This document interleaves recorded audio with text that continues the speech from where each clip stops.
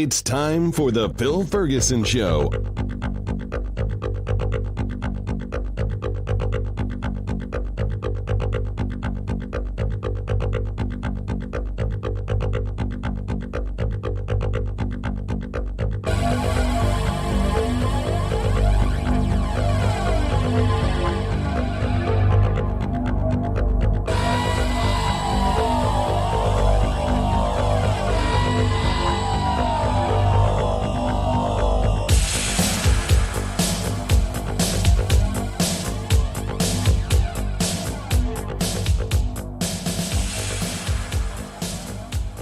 This is Phil Ferguson, and you are listening to The Phil Ferguson Show. This is show number 235, and I'm not going to really have an investing skeptically topic this morning, and I'm going to keep my opening comments short because we have two interviews. The first one is Evan Bernstein. He is one of the members of the Skeptics Guide to the Universe podcast, so we're going to talk about skepticism, Skeptics Guide, and a little bit about taxes. And following that, we have an interview with Morris Pearl. He is the current chair of an organization called Pariotic Millionaires. And it's hundreds and hundreds of millionaires that have gotten together to encourage tax increases on millionaires. You're going to want to listen to that. So without further ado, we're going to jump right into it.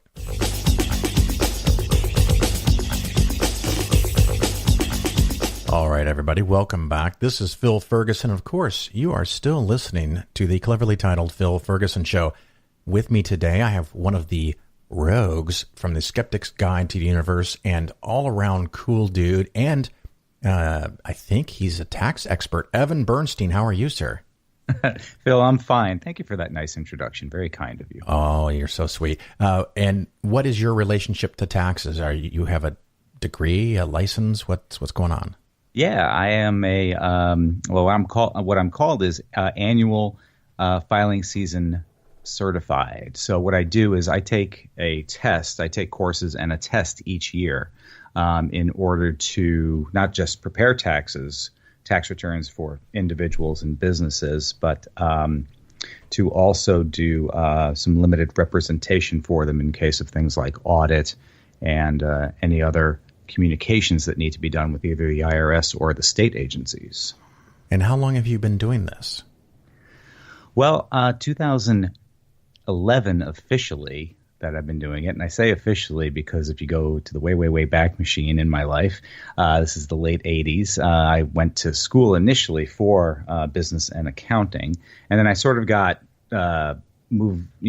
veered in sort of a different direction. If you call television production a different direction, which I do. And I went into that industry right out of college. So I kind of put down the accounting books for a while. But I found myself, picking them back up when an excellent opportunity came along in a small boutique firm here in my home state of Connecticut. And they approached me and asked me if I had any interest basically in getting sort of back into the accounting game. And they sort of made me an offer I couldn't refuse. So a little more schooling at that point, got back into it. And there I was, 2011, preparing taxes for people again. Well, that is wonderful. Now, give us a little background on the Skeptics Guide to the Universe, just in case I have one listener that doesn't know what it is. Why don't you tell us about that? We are a weekly podcast in which we talk about many things having to do with science, also with pseudoscience, and we do our best to try to help people determine the difference between the two, what is real and what is not real. And you'd be surprised as to how often those lines get blurred. So our main purpose is to help people determine, either through the assistance of experts, through our own experiences, or if they're out there on their own, how to figure out what is real versus what is not. And I know that you guys do God, I can't get words. Good thing it's not a podcast. You guys discuss medical issues from time to time. We do. In fact, it's something that a lot of people certainly have an interest in for themselves, their families, loved ones. So it affects us all. and therefore it's often brought up on the show. And because the main host of the show, his name is Stephen Novella. He's a neurologist at Yale, and I've been a friend of his for a very long time. He is the main host of the show.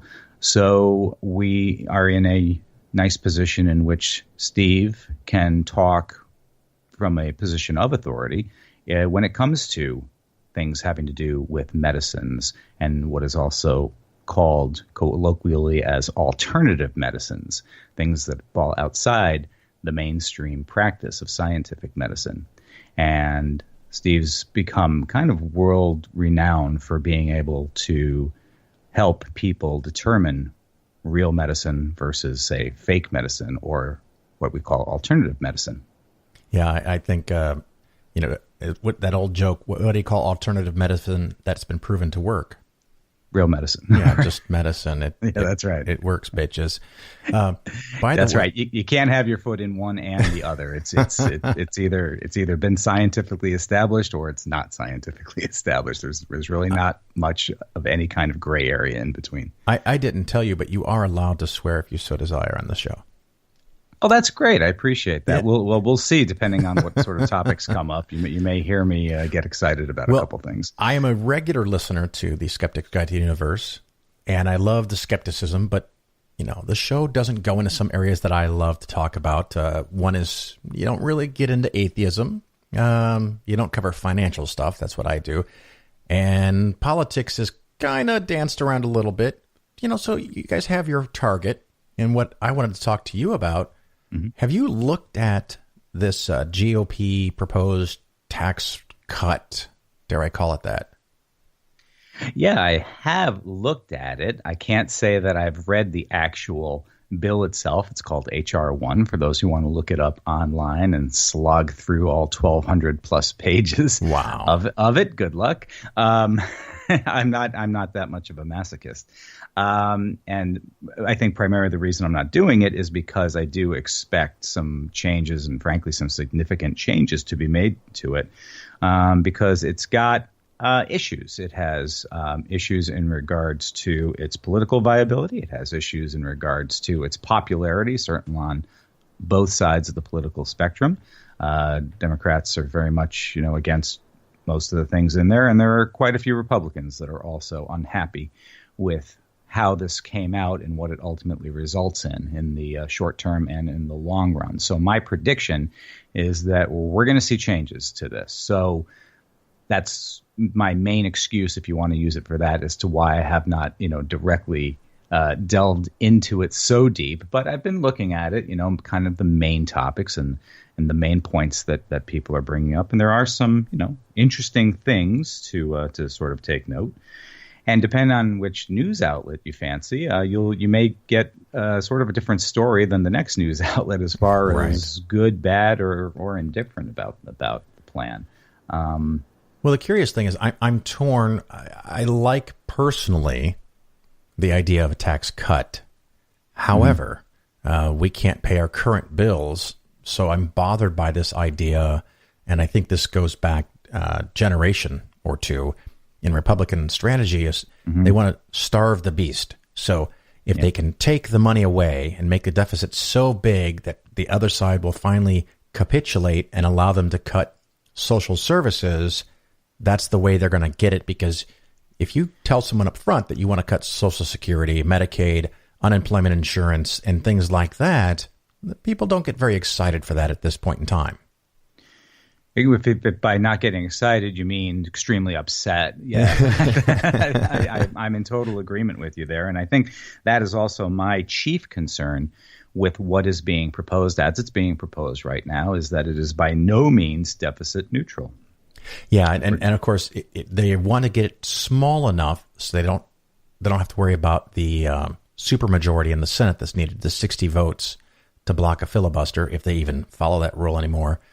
So they've proposed cutting the rates, and for corporations it goes from 35 to 20, whereas normal humans only lose a couple of percent decrease. Right. They're changing the deductions, but they're going to eliminate some credits and some stuff you can write off. Have you thought about any of those things? Have you read up on those? Yeah, I have. And, it really, depending on each person's situation, and every tax situation is unique to the individual. No two tax returns are ever exactly alike. People do stand to lose some things. I know for one group or class of people that are going to be very much harmed tax-wise by this are grad students whom are currently allowed to not have to declare good portions of their grant money if they're in graduate school against sort of the work that they're doing for the university or for the research that they're working on. They don't have to, say, declare the majority of the grant money that they're getting, but that will go away if it's passed in its current state. I mean, to the tune of, I've seen some reports where some grad students will have to pay 4 times the amount of tax that they're currently paying. And let's face it, grad students are not, part of the wealthier classes of America. In a lot of cases, they're sort of just getting by with what they possibly can, and already with the gross amount of work that they're required to do for their studies, it's not like they can just go out and pick up another job to make those ends meet. So that's just one example. Yeah, the way I'd looked at that is sometimes colleges have what I would call fictitious prices. That's $70,000 to go there, and they set that price so if someone comes in and has $70,000 and wants to spend it, they'll be able to take it from them. But most students pay something significantly less one way or the other. That's right. And if a doctoral student gets a grant or a stipend or a work permit job with the university, and the university says that's technically worth 50 grand, you only have to pay 20, then the student would pay 20. Now what the government is saying, or what's in the bill, is that $50,000 you've been given, wink, wink, nudge, nudge, you have to pay tax on that. And if your tax bracket is 25%, you would owe $12,500 on money you didn't receive. Is that am I doing that right? No, that's correct. Yeah, that's the interpretation. That's how I understand it, how it will play out, again, under its current written structure. And, again, this is why I say you sort of have, it's okay to look at these things for now, but this is, it's just a bill. Like the old Schoolhouse Rock. I was just thinking that's kind of scary. Song goes. So you have to wait and sort of see what happens on the far side of things when it gets closer to when they actually start to vote on this thing. I think we're going to see something quite different, and that could be one of the areas that I hope, frankly, that does get some sort of correction. Well, one of the other things that I know you have talked about on your Facebook wall, so I'd like to get into that, is the estate tax elimination. What do you think about that? It's certainly a tax cut, and I don't like using generalizations or colloquialisms or little phrases and stuff, to describe taxes so broadly and with a wide brushstroke. But it is a tax cut for the rich. There's really no other way to put it. So right now, currently for federal purposes, you're allowed a lifetime exemption from money that you gift to other people of $5.4 million. I don't have the exact number up in front of me, but it's about $5.4 million per person. What that effectively means, you can give away that much money over the course of your lifetime without having to essentially pay any taxes on that money. So for those who are in a position where they would otherwise inherit a large estate, something over the tune of $5 million from any one individual, they have to pay a pretty large tax on that, also known as an inheritance tax. You may hear it also as the death tax. And the death tax brings in quite a bit of money, actually, to the coffers of the Federal Reserve. To do away with that, it really only affects the most wealthiest of people in the country, and it's a break exclusively for them. So, that again is something that I know Republicans for a long time have been looking for ways to either increase that amount of exemption or to do away with it entirely. I understand the philosophical arguments for it. In a sense, you're being taxed on money that's already once been taxed in order for you to have accumulated, your estate having accumulated that much money. At that point, you've already paid all your income taxes, whether they're ordinary or capital gains. You've paid some taxes on that $5 million plus dollars.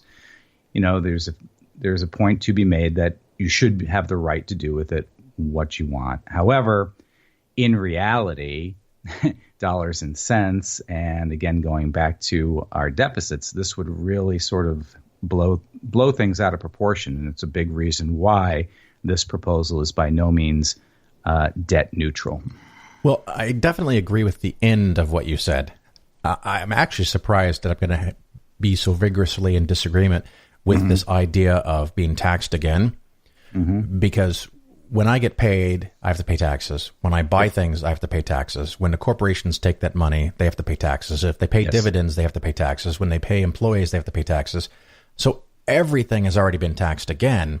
So I'm not a real big supporter of this idea of it's already been taxed. And I will go even further because I will get accused of being someone who supports wealth redistribution by some of my listeners. And just to be clear, in case anyone's listening, yes, I do support that, because if you win the game and you have all the money and you hand that to your kids and they have all the money to keep winning the game, and no one else really ever gets a shot. So I think if a family can keep 11 million, and I know this is not the part you were talking about, but if a family has more than 11 million, I think a big chunk of that should go back to the system because they won. And if their 2 or 3 or 4 kids can't figure out what to do with 11 million, well, tough shit. I don't know. Right. And then the argument against that is that, well, it's not like the money just sits there in a bank. It winds up, in the most cases, getting reinvested in certain things, whether it's stock market or private investments or a whole host of things, so that money can then continue to grow, and other things will eventually arise out of that, including, making sure that, companies are able to hire more people, for example. And it has that sort of downstream effect. Some people might call it a trickle down effect. And I know some people are very much, get, goosebumps or their temperature boils when they hear things like trickle down economics. I call it trickle down. But there is a standard economic philosophy that says that is exactly what happens when you leave this money in the hands of, say, wealthy families, that they're not just going to stuff it under their mattress. They're going to get it out there and get it working again. Yeah, I think that's fantasy. But, some of it will work, but it's not like if you give someone who makes $20,000 a year, a single parent that has 3 kids, if you give that person $5,000, what are they going to do with it? Buy food, they're going to spend every freaking dollar of it. Right. They'll have to consume it for their own, day-to-day well-being. Because it's funny, my listeners know that my business it's just me. It's one person. If this tax cut goes through the way it is, I look to make a significant amount of money because my taxes are going to go down. And a lot of the deductions they're eliminating, my kids have moved out. I'm not in graduate school. The limit for property tax is high enough that I'm going to be covered. My house is not over $500,000. I really don't lose. I could make a lot of money on this, but I'm not going to hire anybody new, so that money doesn't go to work. I guess you could say I might invest it in the stock market, but that makes stocks go up. But the average American, as you probably are aware, they don't own stocks.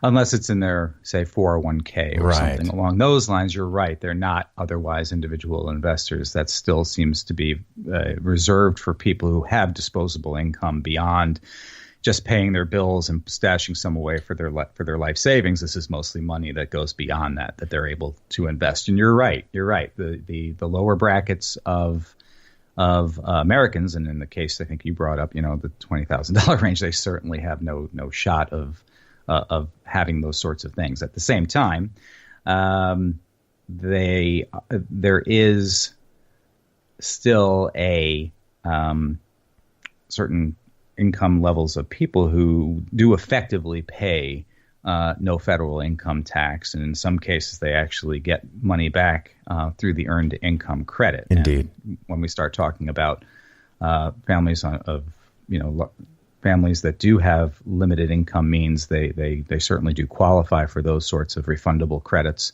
as an attempt to help help them get by day to day. So yeah, there are those things, and fortunately, I think for those folks, there's not going to be a real danger for them in a sense that their taxes are going to go up as a result of people who are more middle class and higher class tax income payers for their taxes going down. There's not going to be that kind of trade-off. But again, and this is why what concerns me is that basically you're not going to have enough money coming into the government to pay for everything that is being forecast for the next 10 years. They're going to run about $2 trillion short if this tax plan goes through over the course of the next 10 years. And what we're doing there is it's a disservice to the next generation of taxpayers, because we're saddling them with that debt and asking them ultimately to pay for it or come up with ways to have to deal with those. And they're the ones who will, in the long term, we're talking long term, will be hurt with not only this tax plan, but sort of just our Congress's general attitude towards raising taxes and spending money as well. We've gotten into some very bad habits, and someday the bill will come due. It may not be in the next 5 years, it may not be in the next 10 years, but the next generation, I think they're in for quite an unpleasant surprise for what we're doing to them now. And this doesn't help. That's my point, is this tax plan, as it's written right now, does not help. Now, I do recall, I can't remember when, but there was a bizarre, rare hurricane that hit New England. What was the name of that thing? Well, was it Hurricane Sandy in 2012? Was there more? Well, you'd have to go back. You'd have to go back several years before that. But I was just thinking about how when that hit, and it hit predominantly Democratic areas, places that had more Democrats than Republican voters, that Republicans would scream and cry that if you're going to spend money helping these people out, you've got to cut something else because the budget must balance. Yep. And now, just a few short years later, they want to put a $1.5 billion hole on top of what we already can't make work out. That seems very ungenuine. Well, for those people listening who do follow politics, if you're looking for genuineness in your political party or your particular politician, I think you're looking in the wrong places in society. That's right. They are chameleons. They will change their tune as the wind blows, as is needed, as for whatever is expedient for them, for their immediate concerns, for their immediate constituencies, for what they feel is right here and now. And yeah, if that means changing their tune within just a couple of years on something, like being a deficit hawk to being, very lax about the deficit, I think is, just shows you that, principles only go so far, especially in politics. Sure. And if you don't mind, I'm going to take a totally different subject now. So prepare yourself. Yeah. Something you guys don't talk about on the show very much. Religion. What are your thoughts about religion? What is your position on that personally? Well, asking me. Personally, I consider myself in the category of agnostic. Yes. And how I define agnostic is that it super beliefs in gods, godlike things, supernatural things, attributed to a deity or divine, is beyond the realm of testable claims. It's beyond the realm of science. It is not anything that anyone can either definitely say one way or another does exist or does not exist, because it definitely steps outside, like I said, the realm of testability. And therefore, I feel I have no choice but to place myself in the category of agnostic. I don't consider myself an outright atheist, at least in the current sort of flavor of atheism, if you want to define that whatever you've been reading online.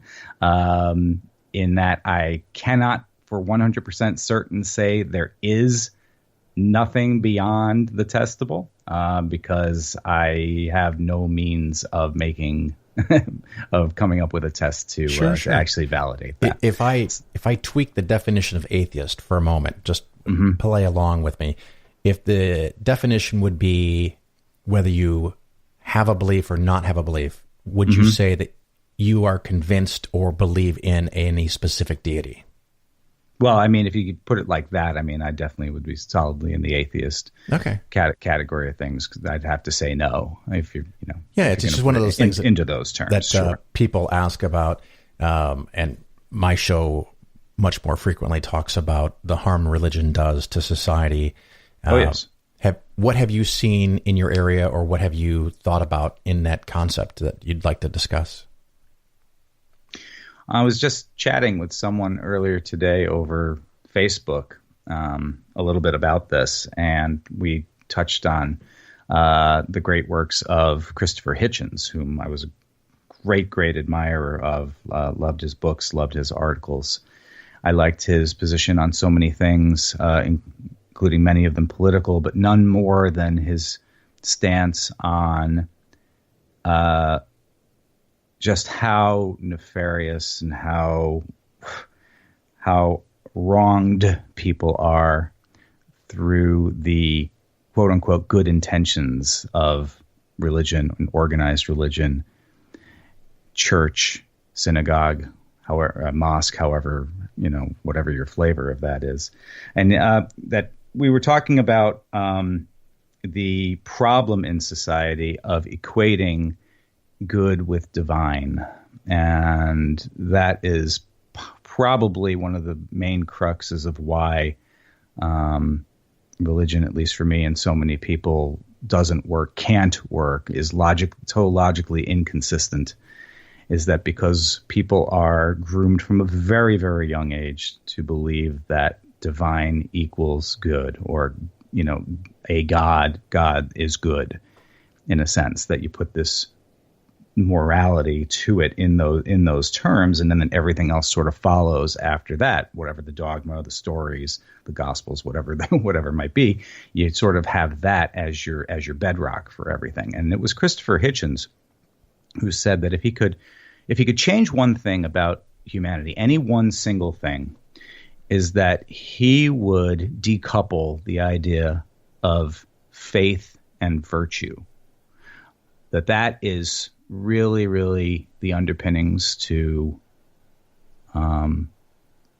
religion, in a sense that it is sold to us in so many ways as this wonderfully, wonderfully good thing. And not only that, but the absence of it means bad. If you don't have religion, if you don't have faith in a deity, you are therefore, by that definition, not a good person in some way. And he totally said that if you could change that, just to think how much better humanity throughout the world would ultimately be, sort of unshackled, in a sense, from the slavery that you basically have to give yourself up to if you're going to go with the idea that faith, that there is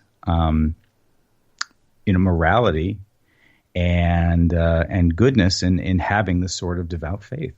I like that a lot. Now, one other thing that's been a burning question for me personally: have you resolved this shrimp thing yet?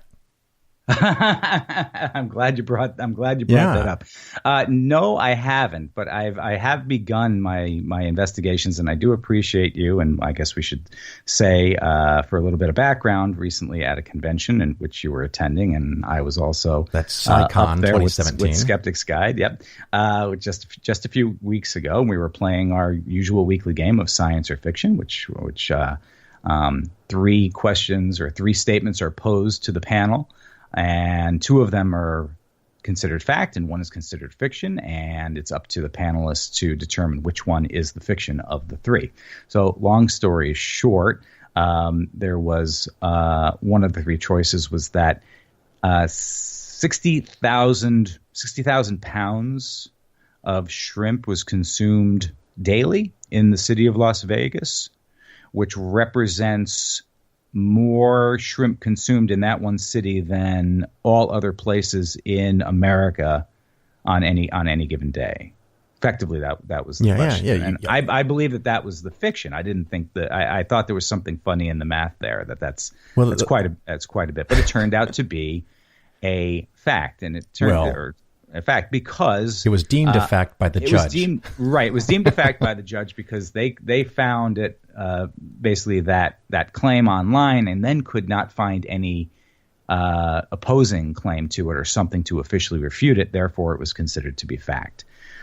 So I'm undertaking the mission to try to figure out if that is in fact a fact, or if it is ultimately really a fiction. And I have a few things that I'm going to be working on and trying to get that, not the least of which is speaking to some experts in the industry to try to find out what the real numbers are there, because I think they'll have some insight. But Phil, you also brought up something. You made a simple mathematical calculation that suggested that it would not be possible for that to be true. Yeah, it wouldn't even be remotely possible. And it was one of those things that I do big numbers for my job on a regular basis. You do a lot of numbers too, of course. Oh, yeah. And the a couple of numbers that were thrown out during the show was that there's 320 million people in the United States of America. And so, okay, that's correct. Right. Whether that's true or not, it's it's in the ballpark. But ballpark. We'll use the number that's given in the show, and also given in the show. I think it was the average person consumes 4 pounds of shrimp over the course of a year. Over the course of the year, so 4 times 3. I mean, these really big numbers. You're at 1.2 billion pounds of shrimp, and of course, if you multiply a number by 300 million people. And then you divide it by 365 days, you're almost back where you started, except for you still have 1 million involved. Right. Yes. So you're off by quite a big factor there. Yeah. So that worked out to me something around 4 million pounds a day versus 60,000 pounds a day in Las Vegas. Right. Which obviously can't be the case. Right. And those are just using the numbers from the show, but it was really weird. I got conflicted because I happened to know that number 1 was false, which was the official correct false answer. But as soon as I heard the math for number 2, I was like, well, wait, number 2 is false also. And just from just from a casual thing, well, I looked at the fact that 60 million people, 60 million people a year go to Vegas. Assuming they stay an average of a week per person, it represents less by a long stretch, less than 1% of the population. To believe that 1% of the population on average consumes more than the other 99% just seems unfathomable to me. But so yes, so in my spare time, of which I have little, I have to devote some of it into getting some more data to sort of corroborate all of this, everything from the 4 pounds of shrimp a day to the population of the United States and the 60,000 pounds a day that Steve, the host of the show, came up with. So I've got to put all these ducks in a row. Not to mention I have to start speaking with some people in the seafood industry who may have access to data that's, not easily found or intuitive to find on the internet in order to help me make my case, because Steve did say, and if I can come up with the data that suggests otherwise, he will alter the results and give me credit for all you need to do for a win there is find the journal called Shrimp Consumption Weekly or something like that. Yeah, right. Of course. Oh, there'll be. There's a union or there's something out there in which there are shrimp experts, shrimp consumption experts out there to be had. I just need to invest some more time. Well, I of course look forward to hearing that segment. I'm sure Stephen will be very magnanimous about that when you get that together, and I look forward to hearing it. And I will do a little happy dance along with you. And I appreciated you coming up with the quick back of the envelope calculation for me to sort of get me going on that. So I'm very excited about that. Of course, I know my listeners don't know. We happen to be recording this at a time that's right before you're about to do the next episode for Skeptics Guide. So Your time is limited. So I want to respect that. Is there anything that you want to cover? You want to talk about Trump and how awesome he is? I mean, anything else that you'd like to do before we part ways for the interview? Maybe I'll just leave you with just a little bit of tax advice for those of you who are planning some things for end of the year. Yeah. Again, number one, don't the plans that are being talked about now as far as changes are not going to be retroactive to 2017, so you don't have to worry about it as far as your preparations. I'm glad you mentioned that because January. I just had that question. So that would likely start on January 1st of 18 or later. Correct. Yeah.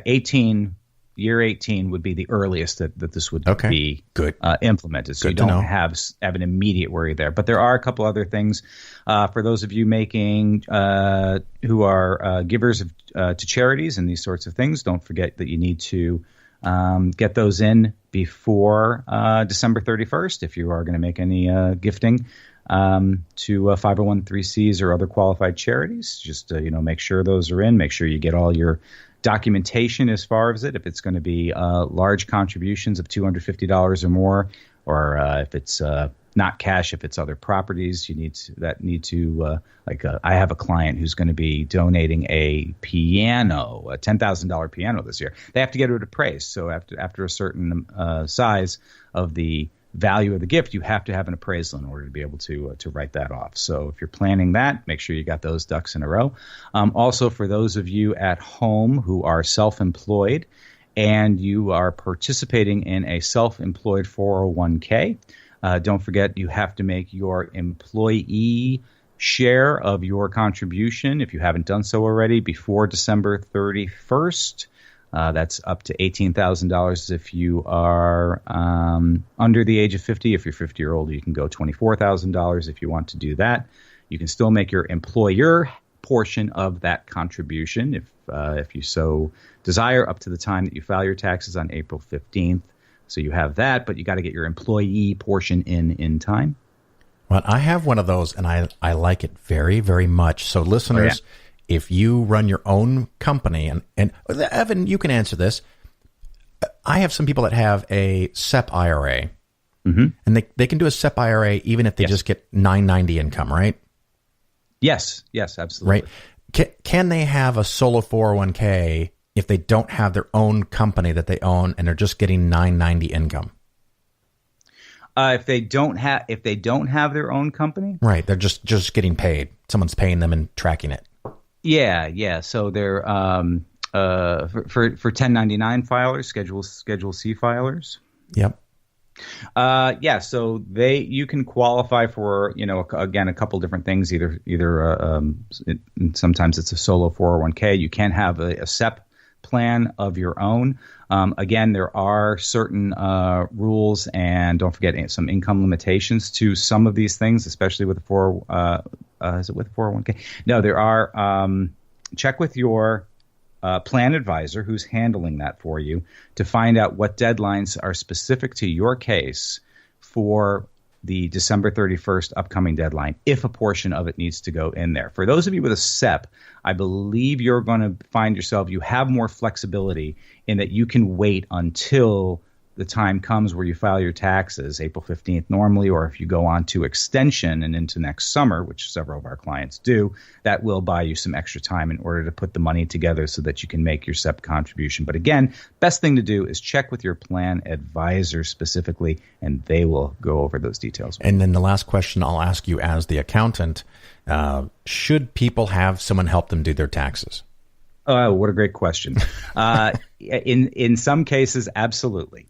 A lot of people are able to do their own if they've got generally simple situations, 2 households with a couple of W-2s, maybe some bank interest and home mortgage deduction if you're going to itemize for your deductions. Those sorts of things you can get away with on your own, TurboTax or some other individual software program, not a problem. If you've got a situation, though, that is more complicated, if you, for example, are a landlord and you've got rental property, or if you're not just a W-2 recipient, you also have this other income for Form 1099s, 1099 miscellaneous. It would be a shame if you missed out on several deductions that you're entitled to, office and home, automobile expense for that work that you're doing, among some other things. Probably best to speak with a tax consultant, a tax preparer, to help you maximize the amount of deductions that you are entitled to. Because remember, and I always tell this to everyone, number one, it is your money first and foremost. And the number one thing we want to do is help clients keep as much of their money as they are rightfully entitled to keep. Well, Evan Bernstein, thank you so much for being on the Phil Ferguson Show. And please keep me posted on Shrimpgate. Thank you. Yeah, I love that, Shrimpgate, and I definitely will. And thanks, Phil. We've been meaning to do this for a long time, so I appreciate it. Hey, thank you very much.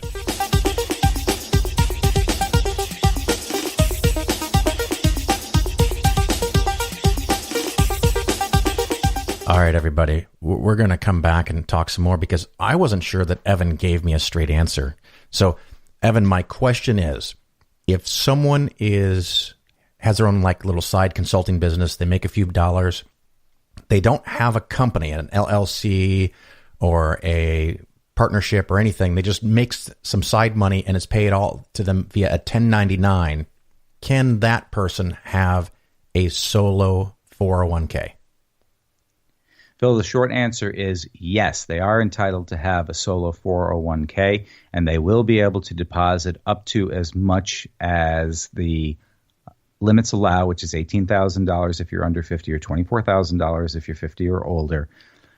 The caveat here is that you can't be eligible for a retirement plan through any other source. So for some people who have both W-2 and 1099, if you have a hybrid method of income there, be careful because you may not qualify. But if all you have is 1099 miscellaneous income, then yes, generally speaking, you qualify to do your own solo 401k. I think that's the single best answer I've gotten. And while I have you, why don't you tell us how we can reach or listen to Skeptics Guide to the Universe?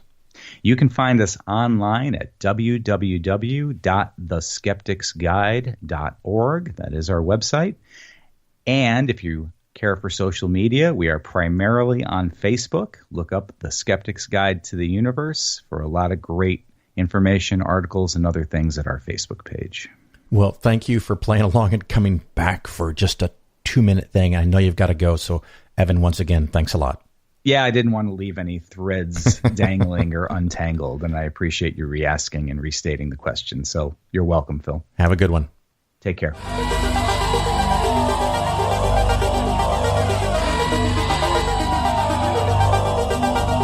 All right, everybody, welcome back. Of course, you are still listening to the Phil Ferguson Show. With me today, I have Mr. Morris Pearl. How are you, sir? I'm great. Great to be in your show. Well, thank you very much. I appreciate you taking the time to come on the show. You are involved with, and you are the chair of, an organization called Pariotic Millionaires. Yes, sir. How did you get involved with that group? Sure. The group started in 2010 to urge then President Obama to let the Bush tax cuts expire just for the wealthiest. And he kind of compromised, and he kind of thought we were kind of dorks for attacking from the left, although at least that's what Ms. Jarrett said. But over the next year or two, we kind of realized we were helping him. And we were actually giving them the political space to do what they wanted to do. So they actually had to stand on the podium with President Obama when he gave his famous Buffett Rule speech on April 15th the following year. And, then he actually did let the tax rates go from 34% to 39.6% for the top bracket. So we won that one. And, you can see on our website, patrioticmillionaires.org, that we've expanded our scope of the Patriotic Millionaires, this group of hundreds of wealthy business people, investors, sort of 3 areas that we're concerned about: higher minimum wages, less influence of money in politics, and our original area of taxes, We believe that the wealthy people should pay more taxes and the financially challenged people should pay lower taxes. And so I'm going to have a few of my listeners, not too many, by the way, because it's a very left-leaning audience, but a few of the listeners are going to say, wait a minute, did you say this is a group of millionaires who think that millionaires maybe should pay a little bit more in taxes? Yes. Yes. Yes. And walk us through what would be the economic value of that, I ask knowingly, but I want to hear it from you. Well, we have our millionaires are people who have invested in businesses and built businesses and run businesses. And those businesses, almost all, in fact, all of our members' businesses, need people with enough money to shop at their places. We have members who sell shoes, members who sell ice cream, members who sell the little gift cards that you buy at stores all over the place. And none of those things can be sold if there's a few rich people and lots of poor people in our country. It doesn't work. And we don't want to live in that kind of country. Well, I'm with you 100%. And I did notice on the website, as you mentioned it already, patrioticmillionaires.org. I recommend my listeners go there. And you have a YouTube channel and a Facebook page with the same name. Please go check those out. But I did notice, and I can't remember if you wrote it because I was trying to skim through a lot of stuff, but there was a recent post about Paradise Papers. Can you talk about what that means? What it means is, frankly, nothing that surprised me greatly. But what it tells everyone is that a lot of people, both companies and individuals, sort of take the money they make and kind of have this legal fiction that it's made overseas where tax rates are lower. You know, Apple has huge amounts of money of profits that are made in their Irish affiliate. And of course, those profits are invested in U.S. stocks and bonds, but they're owned in the account of Apple's Ireland affiliate. So they don't pay U.S. income taxes on large amounts of their income, on large amounts of what you and I would say is their income, but they say isn't. On the same way, Starbucks was selling huge amounts of coffee in various countries, but saying all the profits were earned in lower tax countries. And big companies and rich individuals can do that because they can set up trusts and companies and corporations and hire lawyers to make shell companies. You know, there's one office building in Cayman Islands as the headquarters for thousands of companies, all of which are just, a mailbox. Right. But you and I can't really do that. If you have a farm or an ice cream store, well, it's pretty obvious where it is. But if you have, say, a hedge fund you manage, well, where is the hedge fund managed? There is no physical asset. There's no storefront. There's no land. Could be anywhere where the hedge fund management technically exists. And a lot of wealthy people, they'll take their assets that they use to earn money, whether it's apartment buildings they own and rent out or fund management contracts or whatever, and put them in a company, in a trust that's located in some overseas country, and then never pay tax on that income. A few of them cheat, like Paul Manafort. He actually was paying his U.S. bills from overseas accounts, which is, I think he's going to find out that it's clearly illegal. But a lot of people perfectly legally do that. And then eventually their heirs, their family inherits their overseas assets and never pays income taxes on it because they didn't pay income taxes on it because they never sold it. And their family never pays income taxes on it because they only pay tax on amounts that are gained after the person dies. So this goes directly to the scam. One of the items in the GOP tax simplification, tax reduction, and I have my air quotes up because it's not really going to reduce much for the average person, but they want to eliminate the estate tax, or as they call it, the death tax. And I've heard the phrase, because the money's already been taxed, and it sounds like you're getting around to that. So what do you think about estate taxes? I think eliminating estate tax is a really bad idea. It was put in the first place because America is not supposed to be the kind of country where we have families that are wealthy permanently and forever. America is supposed to be the kind of country where people bring themselves up by their bootstraps, not where they live forever on inherited wealth. England didn't like that when they realized what was happening in those days, long past, and they changed it. And America did too. And now America wants to change it back, to bring back this sort of system of, classes of people that are just wealthy forever. And that's not right. In fact, if you build a company, like say Sam Walton built Walmart from nothing to be worth billions and billions of dollars when he died, or Forrest Mars, who built the Mars Candy Company, starting with nothing, that was worth billions and billions of dollars when he died, they never paid income tax on that increase in wealth of billions of dollars. Yes, they earned a salary over that time and paid taxes on their salary they took out of their companies. But they never paid any income tax on that huge increase in wealth that they had, and neither did their heirs, except for the estate tax. That's the only tax they ever pay. We only pay tax on realized capital gains in the United States. So you only pay tax on your increase in wealth when you sell your company. And heirs do not pay any tax on increase in wealth from before their parents died, because we have step-up basis. If you inherit a business from your parents, you only pay tax on the amount it increases after their death. So if your parent starts a company with a few $100s and it becomes worth $100 million, and they pass away and donate it to 4 kids, those kids now own that at a zero cost basis, or what it's worth. No, they own it at the cost basis of what it was when their parents died. I misspoke. You're absolutely right. They own it at the time of death of the parent, and so yes, no taxes are due, and they would only pay tax if they sold it above what they inherited it at. Correct, except for the estate tax. That's the only tax they would pay. If they waited till after their parents died and sold the company immediately after, they would never pay any tax on anything except for the estate tax. And in fact, that's what happens. Some of the richest people in our country, I think 8 of the top 20 of the Forbes 400 billionaires, are in exactly that situation. That they inherited the money? Yeah.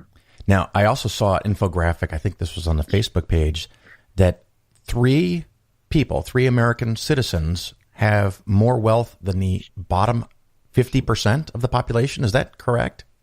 I believe so. My co-board member, Chuck Collins, did that research. But yes, yeah, the 3 top most wealthy people in the country have more wealth than the bottom 50%. And of course, giving those 3 people, and of course, hundreds of maybe thousands of really wealthy people, tax cuts, does that help the small people? Does it trickle down to them finally? No, money does not trickle down. Money trickles up. When you go on iTunes and buy something for 99 cents, that money trickles up from your bank account to Apple's bank account and finds its way to the dividends that I collect every quarter. That's how money trickles. Money does not trickle down. One of the things I heard once, and I don't remember who said it, but someone said, a millionaire can only buy so many pairs of blue jeans. And so if you give them more money, they're not going to go spend more because they have what they need. Will a company that gets a big tax cut open a new factory? What do you think about that idea? No. If you look at a company's income statement, they have sales, they have expenses, and then they subtract, and what's left is profits for the owner.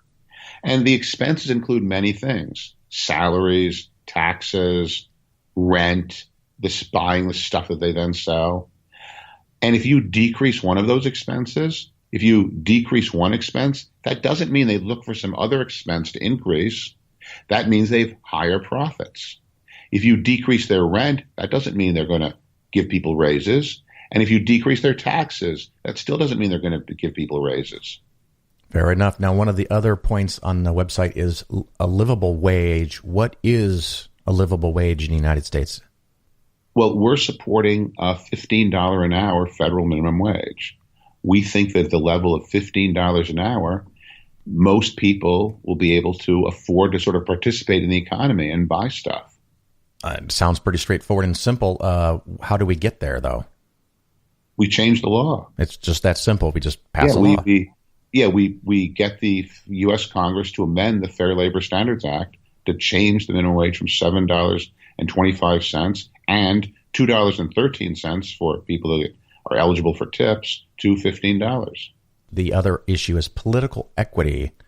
How does that achieved? Well, one of the things I like, there's a lot of things we could do. Citizens United has caused a lot of problems in our country, and there's a lot of ways to reverse that. Here in New York City, where I happen to live, we have a system where people running for office, like the mayor and the city council, they don't need to go to a few rich real estate developers like they used to collect huge donations. They can collect small donations from hundreds of people, and those donations are matched by our election law. And they have to only collect donations from a few hundred people of $175. And then if you're running for city council, you get $200,000 to run your campaign. That's enough. And not everyone participates, and that's fine. A few people don't.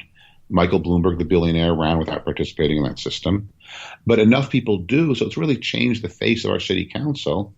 And people are not all brothers-in-laws and best friends of real estate developers anymore. They're people that actually know more people in their community, not just the rich ones. Well, I just was looking at last night, the election results in Virginia were interesting because 15 middle-aged to elderly rich white men were replaced by a big group of diverse people. Is that an improvement, do you think? I think so. And I think it's not just that these rich white guys are like evil or bad or something. I mean, maybe they are. I don't know them. But I think that they try to do a good job, but they see the problems of the people that they know that come to see them. And a lot of people they know are people they meet at their fundraisers or people that grew up with them and look like them. So they are very aware of the problems of wealthy white people. They are not so aware of the problems of less wealthy, less white people. I think now, if you get a more diverse group of people in the legislature, you're going to get a more diverse set of views, and you're going to get more legislators who are aware of the problems of other types of people that don't just look like the rich white people that dominate our politics. Fair enough. I just also saw going around Facebook, and it's got millions and millions of views, and it wasn't you, so I don't know if you can address this, but Eric Schonenberg, who was one of your members, was on the Fox News, I use the term lightly, show with Stuart Varney and claimed that his taxes would go down by half. He would save literally millions of dollars. Have you seen that video? Do you have a thought on that? Yeah, I mean, Eric knows what he's talking about. He actually brought his document. He actually brought the tax return with him. Yeah, I saw that. I'm posting on Daily Kos also the clip from the Stuart Varney show. And he's right, because the tax changes that the Republicans are planning to make will eliminate the alternative minimum tax. And that's the only tax that some people, including Mr. Trump himself, based on the one tax return that has been made public, pay. So what that means, the alternative minimum tax, it was put in place, I think, in the Nixon administration, because they found out that a few hundred very rich people paid no tax at all because of all the deductions and credits and stuff. So the alternative minimum tax basically says that there's an alternative that with a much lower rate, but you have to pay this tax without the deductions and credits. So everyone pays some taxes, and that's what Trump wants to get rid of. And so we have the alternative minimum tax, which could put dramatic reductions for a lot of people. We have a lowering only for rich people of the tiers, which affect, I don't know, middle America, and if a couple makes 50 or 60,000, and they lose some of the deductions, my calculations say they might save $200 or $300 or pay $200 or $300 more, depending on their specific circumstances. But we have people who are making millions and millions of dollars a year could cut their taxes in half. Yes. Are you familiar with the change in the pass-through rule, and how might that affect taxes? Well, that's basically saying that people who have what they call pass-through businesses, and Mr. Mnuchin, the Treasury Secretary, specifically said it would not apply to like your Main Street businesses, like dentists and lawyers, but it would apply to like your major real estate developers. That's what it's meant for. So if you're a large real estate developer and you make a lot of money, Instead of paying the tax rates that most working people pay, 39% if you make millions of dollars, you'll pay lower taxes because you'll get to take advantage of corporate tax rates that are being lowered. So just another cut for the super wealthy. Or the moderately super wealthy. Moderately wealthy. More than a lot of my listeners are going to have. Yeah, it's basically people who own businesses that are organized as pass-throughs. So it's like, but Mnuchin said it's not going to be for people that actually own businesses that provide services for people. So it'd be basically like if you're owning a business like managing hedge funds or managing investments for somebody else. I was just thinking of hedge funds because they make millions and now they might be in a position to pay very low tax rates on all those millions. Well, yes, that's who this is meant for. Oh, very nice. Very nice. Yeah, they believe that managing other people's money, which is what a lot of the Trump organization does essentially, those people are deserving of lower tax rates. Very good. Is there any topic in specific that we haven't covered that you want to bring up? It's just very sad that someone was elected as a populist and went to Washington, D.C. and decided he's a mandate to lower taxes for billionaires. Yeah, that is pretty sad. And I have people that I know that make very limited income, and they say, well, I don't really care because I'm going to make $300 more. And I don't know that they can see the big picture because they're going to lose somewhere along the way because this is going to have to be paid back. Well, yeah, because the government also believes, well, they claim to believe anyway in balanced budgets. So they want to cut services like healthcare for the poor. That's what this really is. The bill that was defeated, a couple months ago was a tax bill that was pretending to be a healthcare bill. And this is almost like the healthcare bill pretending to be a tax bill. They really want to decrease the role of government in our economy.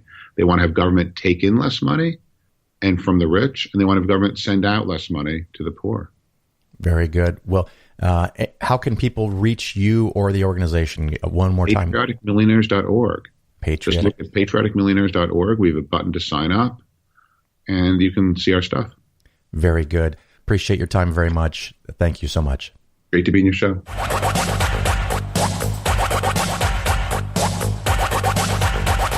You're listening to The Bill Ferguson Show. Well, hopefully you enjoyed all that and learned some things about the Skeptics Guide and the GOP tax bill, which cuts taxes for millionaires and then eventually will have to take away from people in need. The last thing I have for you today is I'm going to play the interview on Fox News with Eric Schonenberg on the Stuart Varney show, where Eric comes on and talks about how his taxes as a multimillionaire, someone who makes millions of dollars a year, his taxes will be cut in half, and the incredulous host keeps wanting to imply that his taxes are going to go up. So you listen to that and enjoy. I'll see you soon. Ciao. Joining us now is Eric Schoenberg, patriotic millionaire and private investor. Eric, welcome back to the program. Good to see you, Stuart. You're a glutton for punishment, aren't you? I am. So you're one of the patriotic millionaires. Let's explain to our viewers. You believe that we should pay higher taxes, that richer people should pay more. Yeah. You must be very pleased at this tax plan because high-income earners will pay more, especially if they live in New Jersey, New York, Connecticut, Massachusetts, Illinois, and California. Well, it's not true. Yes, it is. It's not true. Yes, I live in New Jersey, and I'm going to tell you that this is going to cut my tax bill in half. But let's come back to that in a second. I do want to hear about that. Absolutely. I brought my taxes with me. I live in New Jersey, and I want you to tell me how I cut my taxes in half, please. Bring your taxes, and let's sit down and see what this tax bill does. My tax bill will go down in a half based on the provisions that are suggested, okay? How? Explain it to me. It's very simple. First and foremost, when you reduce income on when you reduce the tax rate on pass-through entities, that's what wealthy people get income from. I own an S corporation. I receive a substantial portion of my income through this S corporation. They're going to lower the rate on that from basically 40% to 25%. That's a 15% tax cut. That's a huge amount of money in my pocket. You're right. Secondly, it is true that they're going to do away with the elimination for state and mostly for local property property taxes. However, that has to be balanced against people in my situation who don't actually get that benefit because I pay alternative minimum tax. Well, guess what? They're That's also gone. going to do it with the alternative minimum tax. And let's point out the third element of this. Let's call what this bill is borrowing another $1.5 trillion to give it to in tax cuts to wealthy people. Now, that's a separate 10% of those benefits. Separate argument. 10% of those benefits, roughly $150 billion, is going to the elimination of the estate tax. The estate tax only affects people with more than $5.5 million in assets or $11 million a couple. Eric, so let's 10% not of the beat about total the bush. 10% of the total benefit from this tax bill is going to the wealthiest, not 1% of the population, but 0.1% of the population. And I would like you to ask people like Gary Cohn or President Trump how much money this tax bill is going to save them. It's going to save President Trump billions of dollars in taxes. It's going to save Gary Cohn hundreds of million dollars in taxes. That one little piece alone.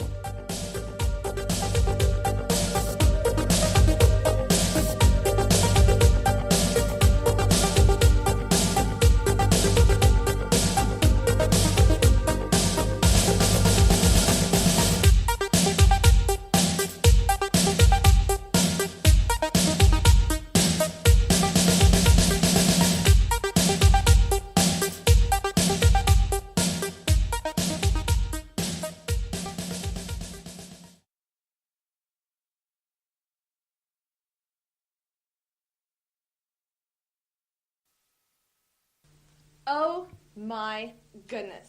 Becky, look at her Bible. It is so huge. She looks like one of those preacher guys' girlfriends. But who understands those preacher guys anyway? They only talk to her because she looks like Mother Teresa, okay? I mean, but look at it. It's just huge. It's gross. She just looks so righteous. I like big Bibles and I cannot lie. You Christian brothers can't deny that when a girl walks in with a KJV and a bookmark in Proverbs, you get stoked. Got a name engraved so you know this girl is saved. It looks like one of those large ones with plenty of space in the margins. Oh baby, I wanna read with ya, cause your Bible's got pictures. My minister tried to console me, but that book you got makes me so holy. Ooh, mama mia, you say you want koinonia? Well, bless me, and teach me about John Wesley. I saw her praying while I was DJing. She got grace, pretty face. She ain't going down to the bad place. I'm tired of heathen guys saying they like pocket size. As the average Christian to take a look, she got a pack much book. So fellas, have your girlfriends got the book? Oh yeah. Well, read it. Read that holy book. Baby got NIV with the ribbon bookmark. NIV with the ribbon bookmark. Baby got NIV with the ribbon bookmark. NIV with the ribbon bookmark. I like them leather and bound. It's 50 pounds. I just can't understand how it is some weenie wants Bible on CD. She wanna get you saved. Amen. Double up. Amen. I ain't talking about a paraphrase, cause Paul wouldn't use those anyways. I like them real thick and red lettered. You can't find nothing better. Southpaws in love, Bibles that big are unheard of. So I'm sitting here thinking, what if I find me a girl that shows midriff? You can have those bimbos, I keep those chicks that do devos. A word to the Christian sisters, I can't resist ya. I do God's time with ya, but I gotta be straight when I say I wanna pray till the break of day. Baby got it going on, like the wife in Proverbs 31. We just might get engaged when we finish reading this page, cause it's worn and it's torn, and I know that girl's reborn. So ladies, do you wanna save people from Hades? Then read it till the pages fall out. Even white preachers gotta shout. Baby got Thompson chain with the big red letters. Thompson chain with the big red letters. Baby got book. Yeah, baby. When it comes to a good book, Stephen King's resume just can't compare. 39 plus 27 equals 66 books. And if you're Catholic, there's even more. So your girlfriend quotes Bill Hybels, but does she got a big Bible? Cause that little thing she's got won't start a revival. My Bible study don't want none unless you got book, hun. You can read Clancy or Grisham, but please don't lose this book. Some brothers wanna play that hard role and tell you that book's too old, so they toss it and they burn it. But I pull up quick to just learn it. So your girl likes paperback, Well, I ain't down with that, cause my girlfriend's hot and her Bible's rockin', and she's got good doctrine. To the atheist chicks who try to diss, you ain't it, Miss Priss. Give me a Christian, I'm insisting, and I greet her with some holy kissing. Some pervert tried to chase, but he didn't make it past first base. She's quick to resist temptation, and she loves the new translation. So ladies who are lost and found, if you want the 666 thrown down, dial 1-800-READS-A-LOT and teach me about those Psalms. Baby got NIV with the ribbon bookmark. NIV with the ribbon bookmark. Baby got Thompson chain with the big red letters. Thompson chain with the big red letters. Baba Cow's knowledge, but you still got book. Baba Cow's knowledge, but you still got book. Baba Cow's knowledge, but you still got book. Baba Cow's knowledge, but you still got book.